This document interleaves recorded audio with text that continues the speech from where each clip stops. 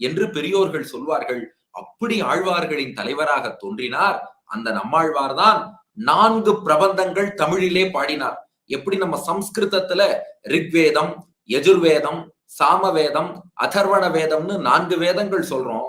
அது அப்படியே தமிழ்ல ரிக்வேதத்தின் சாரமாக திருவிருத்தம், யஜுர்வேதத்தின் சாரமாக திருவாசிரியம், சாமவேதத்தின் சாரமாக திருவாய்மொழி, அதர்வண வேதத்தின் சாரமாக பெரிய திருவந்தாதி. அப்ப அங்க 4 வேதம் சம்ஸ்கிருதத்துல இருக்குன்னா அதற்கு நிகராக 4 தமிழ் பிரபந்தங்கள் தமிழிலே பாடி கொடுத்தவர் நம்மாழ்வார். எங்கள் நம்மாழ்வார் தன் நாக்கையே மத்தாக்கி வேதங்கள் என்னும் கடலை கடைந்து அதில் இருந்து திருவாய்மொழி என்னும் அமுதத்தை எடுத்து அதை தொண்டர்க்கு அமுதுண்ண சொல்மாலைகள் தந்தோம் என்று பக்தாமிருதம் என்று பக்தர்களுக்கு அமுதமாக அந்த திருவாய்மொழி உள்ளிட்ட பிரபந்தங்களை தமிழ் அமுதமாக நமக்கு வடித்து தந்தவர் நம்மாழ்வார்.